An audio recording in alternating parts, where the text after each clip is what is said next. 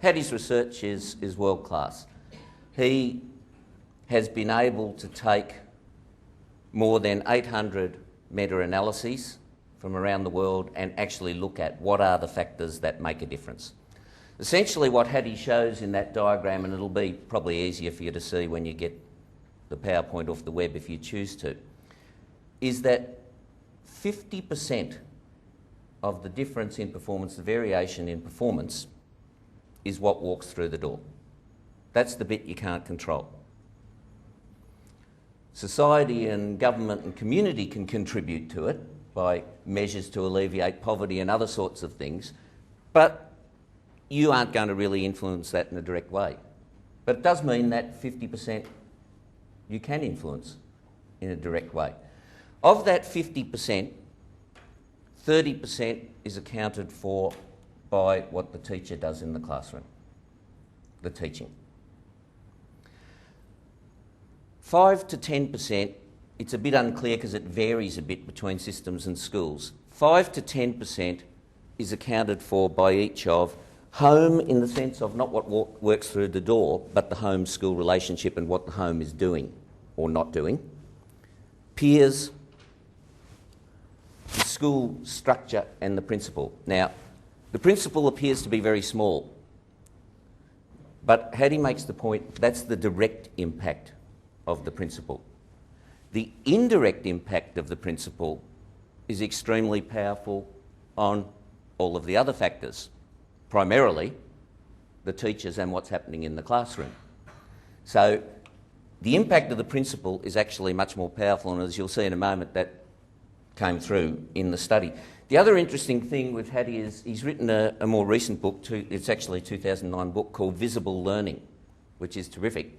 Because what he does is he actually can tell you the effect sizes of whole lots of potential interventions. But what he's done is he's qualified the comment that everybody knows about what the teachers do in the classroom is the single most important factor in the school that impacts on student learning. He said that's actually risks becoming a cliche. The reality is it is what some teachers do in the classroom that impact on student learning.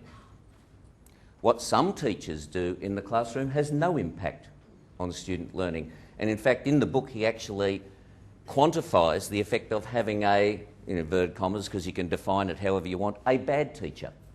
Not only in the year that the student has the teacher, but in the years after the student has had the teacher. So I think it's actually quite an important qualification.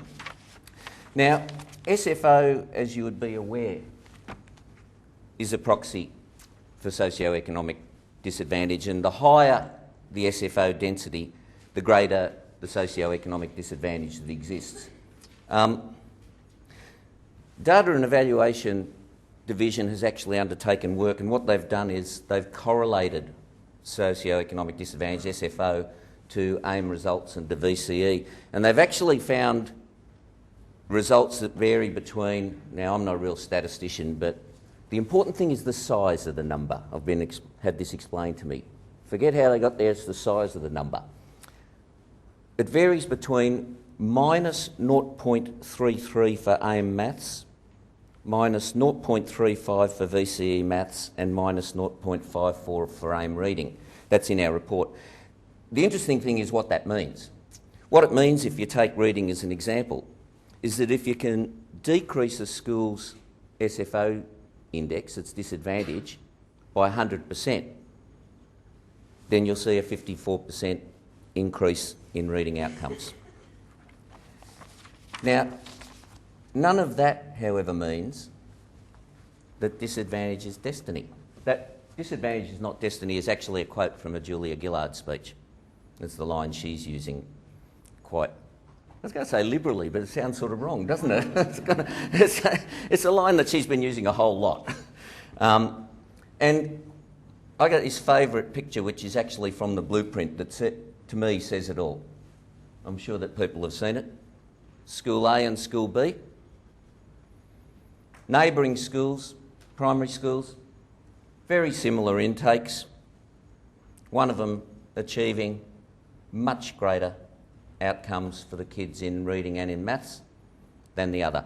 The reason for the bouncing around is that it's a strange thing in the blueprint. They don't actually tell you what the vertical axis is. I had to go and find out. The vertical axis is the percentile ranking of the school. That's why it bounces around. But you can still see that one's percentile ranking is at the high end and moving to the high end over time, and the other isn't.